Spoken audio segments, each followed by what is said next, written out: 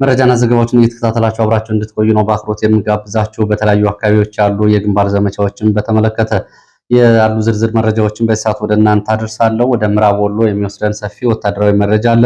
በዚህ ግንባር ሁለቱ ኮሎኔሎች ፋኖ እናጸዳለን በሚል ይዘውት የገቡት አብዛኛው ኃይል አልቋል። አንድ ሻምበል አድማ ብተናን ጨምሮ እንደዚሁ ሬጅመንቶች ኃይል አልቋል የሚለው መረጃ ጨምሮ በተለያዩ አካባቢዎች ያሉ ዘመቻዎችን ራያ ቆቦ በተለይ በሰሜን ወሎ እና በደቡብ ወሎ የተለያዩ አካባቢዎች ያሉ የዝርዝር የግንባር መረጃዎችን እንዲሁም ደግሞ ወደ ተለያዩ አካባቢዎች የሚወስዱ መረጃዎች አሉ። እየተከታተላችሁ አብራችሁ እንድትቆዩ ነው በአክብሮት የምጋብዛችሁ። በወሎ ቀጠና በርከት ያሉ ዘመቻዎች መደረጋቸውን ያሳያሉ መረጃዎቹ። ከራያ ቆቦ እስከ አምባሰል፣ ከአምባሰል ወረባቦ፣ ከወረባቦ እስከ መቄት፣ ከመቄት እስከ ቦረና ሳይንት ድረስ ባሉ ቀጠናዎች ያሉ የግንባር ዝርዝር መረጃዎችን ጨምሮ በተለያዩ አካባቢዎች ያሉ መረጃዎችን የ24 ሰዓት አጫጭር መረጃዎችን ወደ እናንተ አደርሳለሁ።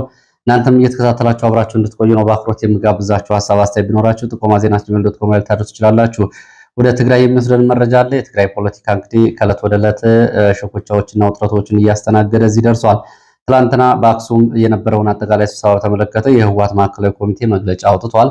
በመግለጫው ላይ የተነሱ ነጥቦችን በአንድ መስመር በአጭሩ ወደ እናንተ አደርሳለሁ። ለዚህ ጌታቸው ረዳም በእንግሊዝኛ ዓለም አቀፍ ማህበረሰቡና ዲፕሎማሲው ማህበረሰብ እንዲሰማኝ በሚል ጥሪ አቅርቧል። ጌታቸው ረዳ በእንግሊዝኛ ያስተላለፈው ጥሪ ምንድነው? እንዲሁም ደግሞ ጌታቸው ረዳ ታክቲካሊ አሁን ከህወሓት መግለጫ ጋር በተያያዘ ያቀረበው አዲስ ሀሳብም አለ። ይህም እንግዲህ ለህወሓት ያለውን ድጋፍ በቀጥታ ያሳየበት ነው። ይህንን ጨምሮ ያሉ መረጃዎች ምንድናቸው የሚለውን የተመለከተ የ24 ሰዓት የትግራይና አካባቢው ዝርዝር መረጃዎችን ወደ እናንተ አደርሳለሁ። እየተከታተላችሁ አብራችሁ እንድትቆዩ ነው በአክብሮት የምጋብዛችሁ። በአፍሪካ ቀንድ እንደዚሁ በ24 ሰዓታት ውስጥ ወደ አፍሪካ ቀንድ የተጓጓዙ የጦር መሳሪያዎችን እና የሳተላይት የበረራ መረጃዎችን መሰረት ማድረግ በተለያዩ አካባቢዎች አዲስ አበባን ጨምሮ ከካይሮ እስከ ካርቱም፣ ከካርቱም እስከ ዳርፉር፣ ከዳርፉር እስከ ሞቃዲሾ በ24 ሰዓት የተራገፉ የጦር መሳሪያዎችን በተመለከተም እንደዚሁ መረጃዎች አሉ። እነሱንም አደርሳችኋለሁ። እናንተ የሚጠበቅባችሁ አብራችሁ መቆየትና ሐሳብ አስተያየት ቢኖራችሁ ጥቆማ@gmail.com ላይ ሐሳብ አስተያየቶችን ማድረስ ነው። ብዙዎቻችሁ ጥቆማዎችን፣ ሐሳቦችን አድርሳችሁኛል። በእጅጉ አመሰግናለሁ። በደንቢያ ቀጠና በአርሶ አደሮች ላይ እየተፈጸመ ያለው ግፍና ሰቆቃ ቀጥሏል። ይህንን ጉዳይ በተመለከተ በተለይ ከፋኖ ያፈነገጡ አሁንም በጫካ ውስጥ የሚንቀሳቀሱና በእዝና ሰንሰለት ውስጥ ያልገቡ አካላት እንዳሉ የፋኖች ምላሽ ሰጥተዋል። ይህንን ለማስተካከል እየሰራን ነው ብለዋል።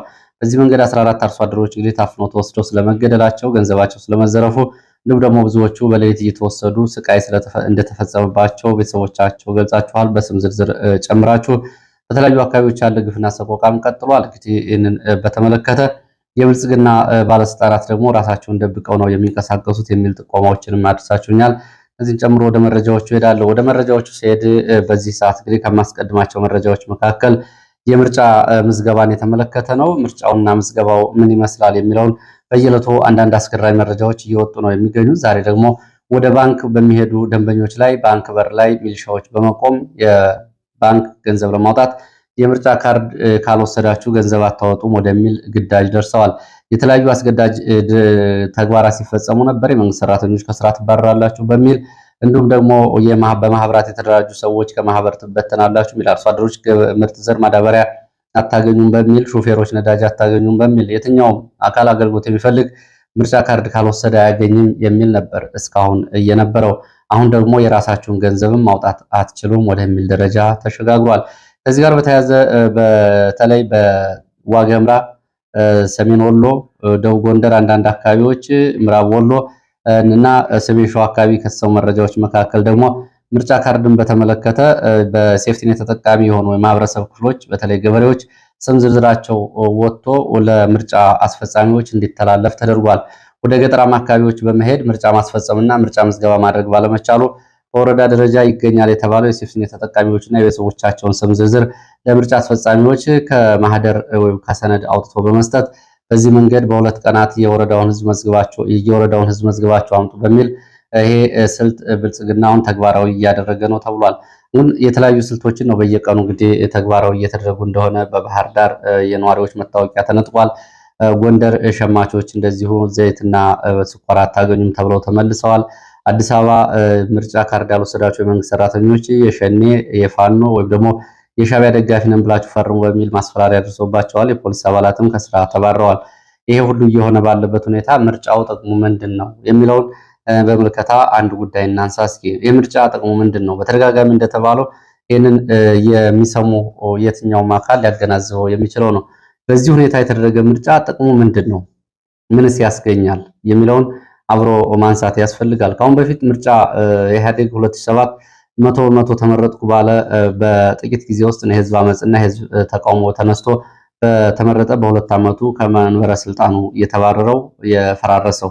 ስለዚህ አሁን ብልጽግና በዚህ አስገዳጅ ሁኔታ ውስጥ ምርጫ አደረግኩ ከማለት ይልቅ ከምርጫ በፊት የህዝብን ሰላም፣ ደህንነት እንዲሁም ደግሞ መቅደም ያለባቸውን የፖለቲካ ጉዳዮች ቢያስቀድም መልካም አይሆንም ወይ? እንደው ከቻለ ማለት ነው። ካልሆነ ግን በዚህ ግርግር ተመርጫለሁ የሚለው አሁን ህወሓት 2013 ምርጫ አድርጌያለሁ በሚል ያን ምክር ቤት እየመለሰ ይገኛል። ብልጽግና በዛ መንገድ የተመረጠ መንግስት ነው የፈለገውን ያደርጋል የሚል ይሁንታ ወይ ደግሞ ተመርጫለሁ የሚል አቋም ለመውሰድ ካልሆነ የተለየ የሚያመጣው ነገር የለም። የህዝብ ቅቡልነትን አይጨምርም፣ የህዝብን ችግር አይፈታም።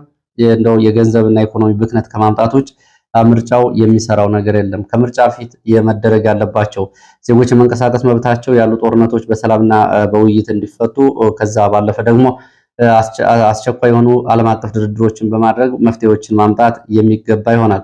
ከዛ ባለፈ ግን በዚህ መንገድ ሄዶ ምርጫ አድርጌያለሁ ማለት ውሃ የሚቋጥር አይሆንም።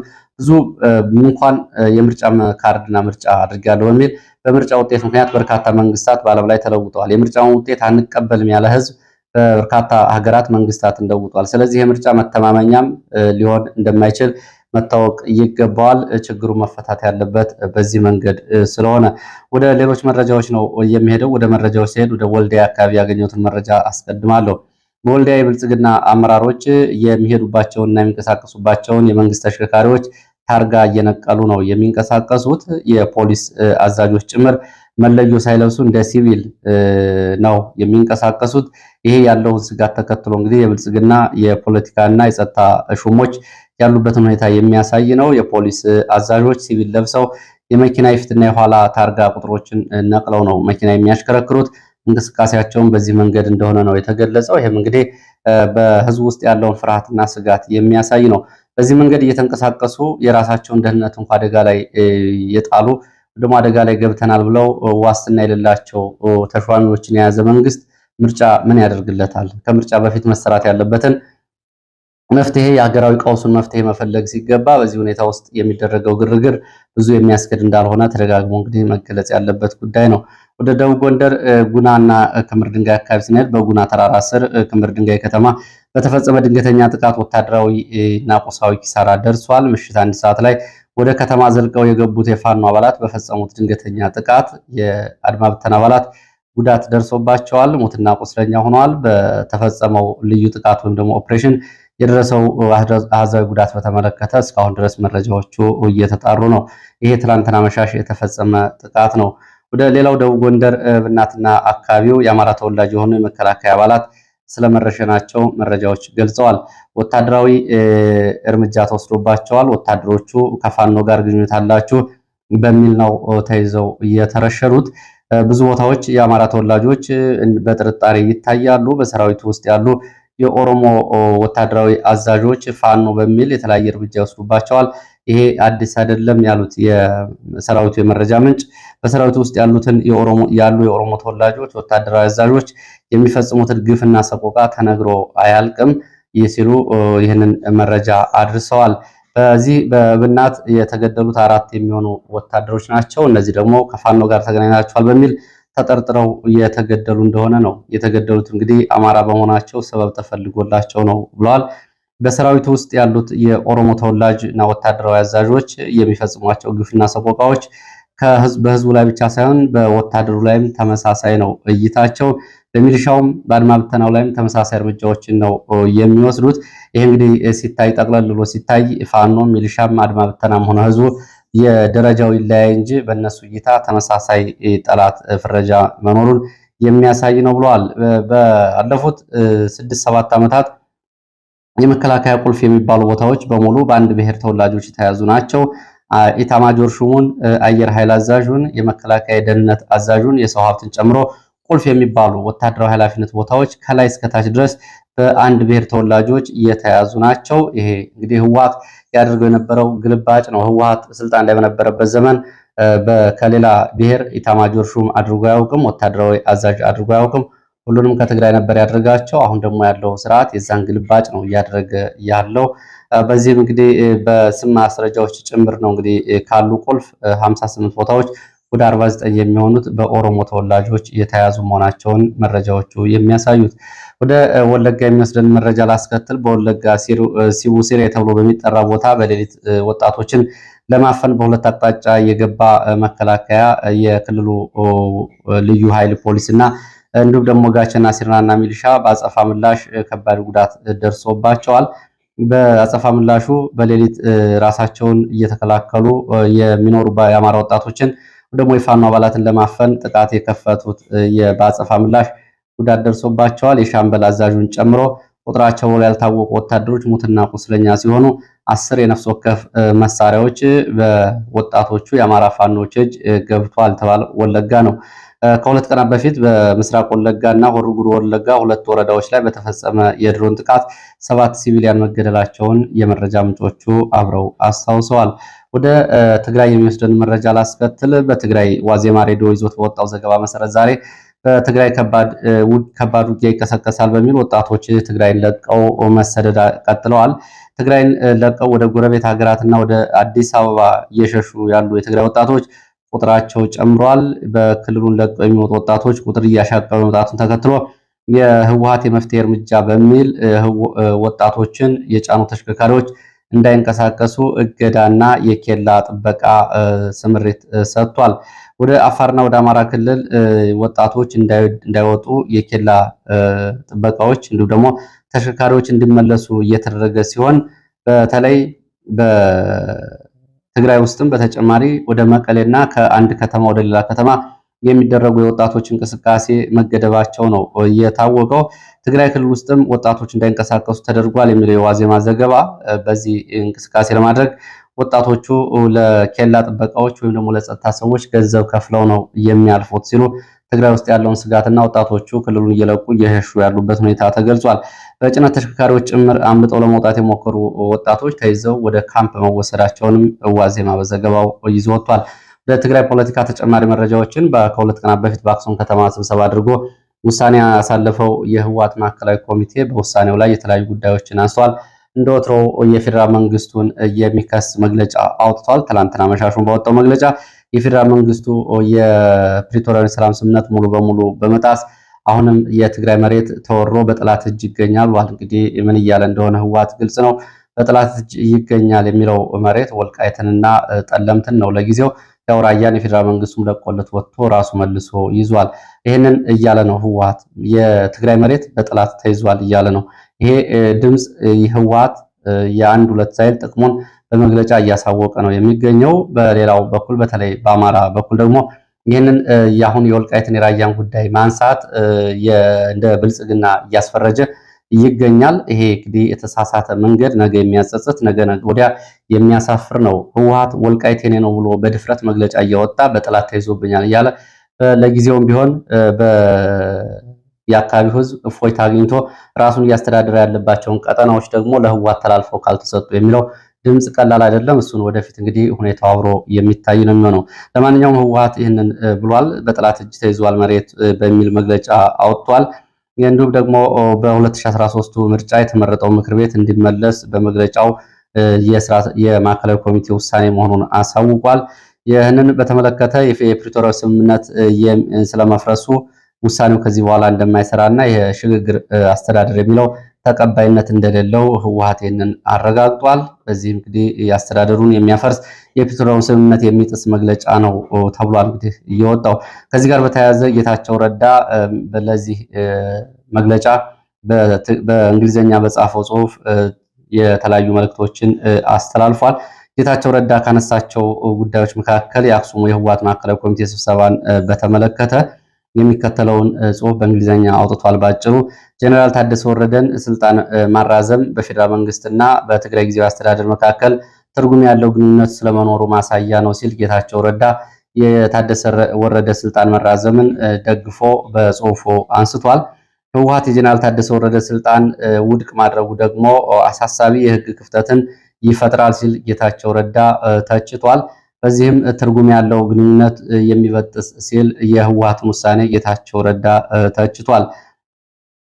የስልጣን ክፍፍል እና ሽኩቻ ማሳያ ነው። ጀነራል ታደሰ ወረደን ማገድ ሲል ጌታቸው ረዳ ገልጿል። 2013ቱን ምርጫ ውጤት በተመለከተ ፕሪቶሪያ ስምምነት የተሻረ ነው።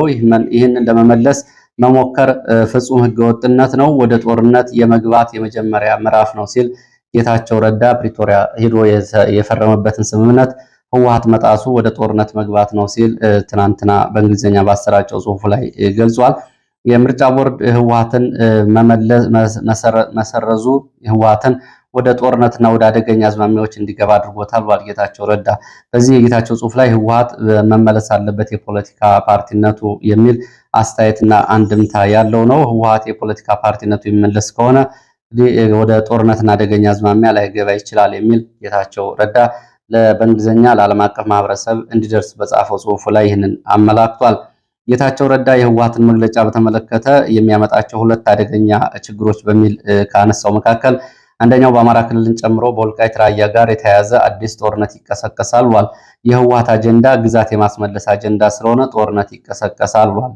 ከላይ ህወሓትን በእርግጥ በጠላት ተይዘዋል ብሏል አካባቢዎቹ። ሁለተኛ የውስጥ ክፍፍልና የትግራይን የፖለቲካ ሽኩቻ ያሰፋል። ታደሰ ወረደ በተግባር ስራ ላይ ሲጠመድ፣ ደብረጽዮን ደግሞ ፓርቲውን ለማትረፍ ይወራጫል። ይሄ ከባድ አደጋ ይዞ ይመጣል። ለትግራይ የውስጥ ፖለቲካ ግንኙነትም አደጋ እንዳለው ነው ጌታቸው ረዳ ያነሳው።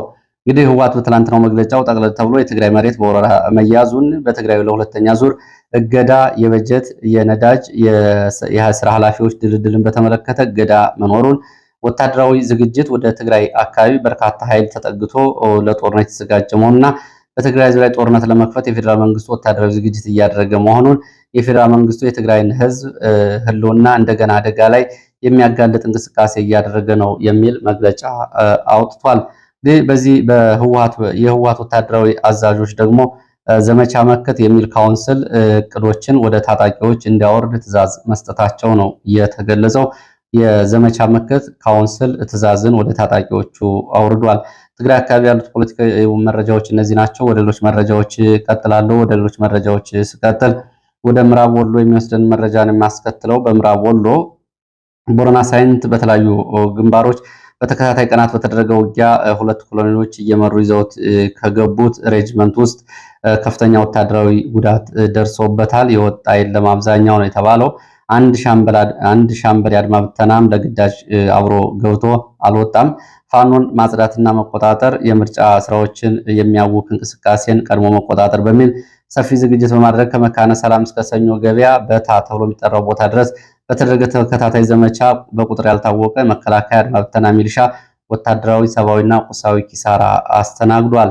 በተለይ በታ፣ ሰኞ ገበያ ተብሎ በሚጠሩ ቦታዎች በነበሩ ዘመቻዎች የነፍስ ወከፍ የቡድን መሳሪያዎች፣ ተተኳሽ እንዲሁም ደግሞ የእጅ ቦምቦችን ጨምሮ በፋኖች ገብተዋል። ወታደራዊ ተሽከርካሪ ወድሟል። እንዲሁም ደግሞ የቡድን መሳሪያዎችም እንደዚሁ ወድመዋል። ይህንን በተመለከተ ፋኖን ለማጽዳት ምርጫ ለማድረግ በሚል ኮሎኔል ተስፋዬና ኮሎኔል ዘላለም ይዘውት ከገቡት ሁለቱ ኮሎኔሎች ይዘውት ከገቡት ኃይል አብዛኛው ብርቱ ጉዳት ደርሶበታል ተብሏል። ጉዳት ሁኔታዎችን በተመለከተ በፋኖ በኩል የወጣው ሪፖርት ቢያንስ 300 የሚደርስ የሚሊሻ አድማ ብተና የመከላከያ ኃይል ሙት ቁስለኛ ሆኗል፣ ካልሆነም ተበትኗል፣ ካልሆነም ደግሞ እጅ ሰጥቷል ሲሉ ነው አሃዛዊ መረጃዎችን በዚህ መንገድ የገለጹት። ሌላው ከግዳጅ ቀጠና የሚወጡ የሚሊሻና አድማ ብተናን በተመለከተ ነው። በሸዋ ቀጠና ከግዳጅ ቀጠና ወጥተው ወደ ፋኖ የተቀላቀሉ የአድማ ብተናና የሚሊሻ አባላት አቀባበል ተደርጎላቸዋል። ከሸዋሮቢት ከተማ የሚሊሻ አባላት እንዲሁም ደግሞ ከአንኮበር አልዩ አምባ የወጡ የአድማ ብተና አባላት የአድማ ብተና የቲም አዛዥን ጨምሮ ከነሙሉ ትጥቃቸው ወደ ፋኖ ተቀላቅለዋል። በዚህም የአድማ ብተናና የሚሊሻ አባላቱ ወደ ፋኖ ሲቀላቀሉ ደማቅ አቀባበል ተደርጎላቸዋል ብለዋል የመረጃ ምንጮቹ። ወደ አምባሰል ወደ ወሎ እንመለሳለን። አምባሰል ተራሮች በተደረገ ውጊያ ጉዳት ደርሷል። በቡድን መሳሪያዎች በተያገዘ ውጊያ ነው የተደረገው። ከአበት እስከ ድብል ድረስ ድብል ተብሎ የሚጠራው ድረስ ለግማሽ ቀን በተደረገ ውጊያ የደረሰው ጉዳት በውል አልታወቀም። ውጊያው የተቀሰቀሰው ወደ አምባሰል ተራሮች ከአበትና ድብል በሞርተርና በድሽቃ ሽፋን እየሰጠ እግረኛ ኃይል መንቀሳቀሱና መግባቱን ተከትሎ ነው። በውጊያው የደረሰው ጉዳት አልታወቀም። ተጨማሪ እግረኛም ከውጫሌና አካባቢው ዛሬም ወደ አካባቢው እንቅስቃሴ እያደረገ እንደሆነ የወጡ መረጃዎች ያሳያሉ። በዚሁ በአምባሰል ተራሮች ምስራቅና ሰሜን ምስራቅ አቅጣጫ ወረባቦ ለምርጫ ሲንቀሳቀስ የነበረ የአካባቢው ባለስልጣናትና አጅበው የነበሩ የሚሊሻ አባላት ላይ እንደዚሁ ጥቃት ተከፍቷል። በጥቃቱ ድንገተኛ ጥቃት ከፍተኛ ጉዳት ደርሷል። በሚሊሻ አባላት ላይ በደረሰው ጉዳት የአካባቢ ባለስልጣናት ተደናግጠው ቁስለኞችና አስከሬኖችን ይዘው ወጥተዋል። ምርጫ ቅስቀሳቸውን አቋርጠው ኤጀርሳ እና ሉሌ ተብሎ በሚጠሩ በሁለት ቦታዎች በተፈጸመው ድንገተኛ ጥቃት የሚሊሻ መሪውን ጨምሮ ቁጥራቸው ያልታወቁ የሚሊሻ አባላት ሙትና ቁስለኛ ሆነዋል። ጥቃቱ በቡድን መሳሪያዎች እየተፈጸመ እንደነበር የመረጃ ምንጮች ገልጸዋል። ጥቃቱን የፈጸመው ፋኖ ሚሊሻው አካባቢውን ለቆ ሲወጣ አካባቢውን መልሶ ይዟል የተባለው። ወደ ሌሎች መረጃዎች ሲሄድ ደግሞ ወደ ሰሜን ወሎ የሚወስደን መረጃን ማስከትለው ሰሜን ወሎ መቄት ወረዳ ሰርኮ በተባለው ቦታ በሌሊት ፋኖን ከበባ ውስጥ ለማስገባት ከተንቀሳቀሰ መከላከያ ሚሊሻና አድማ ብተና ጋር ውጊያ ተደርጓል። በውጊያው በሌሊት ፋኖን ከበባ ውስጥ ለማስገባት ከተንቀሳቀሰው የመከላከያ ሚሊሻና አድማ ብተና ጋር በነበረው ውጊያ ፋኖ ከበባውን ሰብሮ ወጥቷል። የደረሰው ጉዳት በዝርዝር አልታወቀም። እንግዲህ ሰሞኑን መረጃዎች እንደሚያሳዩት በተለያዩ አካባቢዎች የሚደረጉ ዘመቻዎች የሌሊት ዘመቻዎች ናቸው። የሌሊት ዘመቻዎች ደግሞ የፋኖ ቀጠናዎችን የማፈንና ከበባ ውስጥ የማስገባት ነው። ብዙ ቦታዎች ፋኖ ከበባዎችን ሰብሮ ወጥቷል የሚለው መረጃ አሁንም የክላስተር ትይዩ ዘመቻዎች አለመደረጋቸውን የሚያሳይ ነው። በሌሊት ከከተማ ወደ ፋኖ ቀጠናዎች ብዙ ኪሎ ሜትር አቋርጦ ሲሄድ ለምንድነው በሌሎች አካባቢ ተመሳሳይ ስምርት ያልተሰጠው? ለምንድነው ትይዩ ባሉ ቀጠናዎች ላይ ፋኖ አንድነቱን አስጠብቆ የጋራ ዘመቻዎችን የማያደርገው የሚለው አብሮ ሊነሳ የሚገባው ጉዳይ ነው። በተለይ ከጥር 9 በኋላ ፋኖ አንድ ሆኗል ከተባለ በኋላ ይህ ጉዳይ ተደጋግሞ አይታይም። ይሄ ጉዳይ ይቀረፋል የሚል የብዙ ሰዎች ሐሳብ ነበረ። አሁንም ግን ችግሩ ቀጥሏል። ወደ ራያ ቆቦ ስንሄድ ራያ ቆቦ ሰሞኑን የነበረው ውጊያ ጋብ ብሏል። ሌሊት ከሆርማትና ጮቢበር አካባቢ አልፎ አልፎ የከባድ መሳሪያ ድብደባ ከመደረጉ በስተቀር ውጊያው ቆሟል። እንዲሁም ደግሞ መንገዱ ተከፍቷል። ከአለማጣ ቆቦ ወልዲያ፣ ከወልዲያ ቆቦ አለማጣ መቀሌ መንገድ ክፍት መሆኑን የመረጃ ምንጮቹ ገልጸዋል። ወደ አፍሪካ ቀንድ መረጃዎቻችን ነው የሚሄደው። ወደ አፍሪካ ቀንድ መረጃዎቻችን ሲሄድ በአፍሪካ ቀንድ ያሉ የጦር መሳሪያ ዝውውሮችና ተመሳሳይ መረጃዎችን እናገኛለን። መጀመሪያ የሱዳን መረጃ እናስቀድም። ሱዳን ከደቡብ ምስራቅ ሊቢያ ለፈጥኖ ድራሽ ኃይሉ አርኤስኤፍ በርካታ መካናይዝድ ኃይል አስገብቷል። በአይነቱ የተለዩ የተባሉ መካናይዝድ ወይም ደግሞ ቴክኒካል የሚባሉ ተሽከርካሪዎችን ናቸው የገቡት። እነዚህ ተሽከርካሪዎች ጥይት የማይበሳቸው ተሽከርካሪዎች ሲሆኑ የሳተላይት እና የሬዲዮ መገናኛ የተገጠመላቸው ሮኬቶችን የሚተኩሱ እንደሆኑ ተሽከርካሪዎቹ ተገልጿል። ይሄ አርኤስኤፍ አዲስ ያስገባቸው ናቸው። በተመሳሳይ የሱዳን ጦር ደግሞ ኢራን ሰራሽ ሙሃጀር 6 የተባሉ ቴክኒካል ወታደራዊ ተሽከርካሪዎችን በተመሳሳይ በአየር ወደ ካርቱም አየር ማረፊያ አስገብቶ አራግፏል ተብሏል። ከኢራን የተገዙ መሳሪያዎች እንዲሁም ደግሞ ኢትዮጵያ አየር ኃይል ባይራክቶ ተብሎ በሚጠሩ ተዋጊዎች ድሮኖችን ከደብረ ዘይት ወደ ቤንሻንጉል ሱዳን በረራ እንዳደረጉ መረጃዎች ገልጸዋል። ምናልባት ለአርኤስኤፍ ድጋፍ ሊያደርጉ ወይም ደግሞ የአርኤስኤፍ ሊሆኑ ይችላሉ ተብሏል። ከደብረ ዘይት ወደ ሰሜን ምዕራብ ቤንሻንጉል ነው በረራ እያደረጉት። የቱርክ ባይራካት ተብሎ የሚጠሩ ተዋጊ ድሮኖች ለሳውዲ አረቢያ መስጠቷንም መረጃዎች ገልጸዋል። የማጓጓዙን ስራ የግብፁ ኤር ማስተር ተብሎ የሚጠራው አውሮፕላን በቦይንግ አጓጉዞ ወደ ሳውዲ አረቢያ አስገብቷል ነው የተባለው። ሌላው ከአዘርባይጃን ሲልኪ ዌይ ዌስት ተብሎ የሚጠራ የአየር መንገድ በቦይንግ 747-00ኤፍ ከቱርክ ኢስታንቡል አዲስ አበባ የጦር መሳሪያዎችን ማጓጓዙ ታውቋል። ከአዘርባይጃን ኢስታንቡል፣ ከኢስታንቡል አዲስ አበባ የጦር መሳሪያዎችን ይሄ የአየር መንገድ ሲልኪ ዌይ ዌስት ተብሎ የሚጠራው የጦር መሳሪያዎችን አጓጉዟል። በቅርቡ እንግዲህ አዘርባይጃን እና ኢትዮጵያ አጠቃላይ ወታደራዊ ስምምነት በሚል ስምምነት መስማማታቸው ይታወቃል። ከዚህ ጋር በተያያዘ የጦር መሳሪያዎች ሊሆኑ ይችላሉ ተብሏል። እንዲሁም ደግሞ ገልፍ ስትሪም ፕራይቬት ጀት የተባለው የግል አውሮፕላኖች ከቱርክ አንታሊያ ወደ ሞቃዲሾ የጦር መሳሪያዎችን ጭነው አራግፈዋል። ከቱርክ ወደ ሞቃዲሾ የሚገባው የጦር መሳሪያ እንግዲህ በየቀኑ እየገባ ያለው በዚህ የቱርክ ኤምአይቲ ተብሎ የሚጠራው የስለላ ተቋም ይህንንም ማረጋገጡን መረጃዎቹ ገልጸዋል። ከግብፅ ካይሮ ሉግዞር ተብሎ የሚጠራ አየር ማረፊያ ወደ ፖርት ሱዳንም እንደዚሁ ትላንትና የጦር መሳሪያ በአውሮፕላን ተራግፏል። ሌላው ደግሞ ከሩሲያ ልዩ ስኳድረም አርኤ 85084 የሚል የበረራ ቁጥር ያለው አውሮፕላን ከሞስኮ አስመራ የጦር መሳሪያዎችን አራግፏል ተብሏል። ይሄ የሆነው ግን ባለፈው ኤፕሪል 15 እንደሆነ የሳተላይት በረራ መረጃዎች ያሳያሉ። ለዚህ ሰዓት ከተለያዩ አካባቢዎች ማሰባሰብ ወደ እናንተ ያቀረብኳቸው መረጃዎች እነዚህ ነው የሚመስሉ። ስለተከታተላችሁ በእጅጉ አመሰግናለሁ። በሌላ ተመሳሳይ መርሃ ግብር እስከምንገናኝ መልካም ጊዜ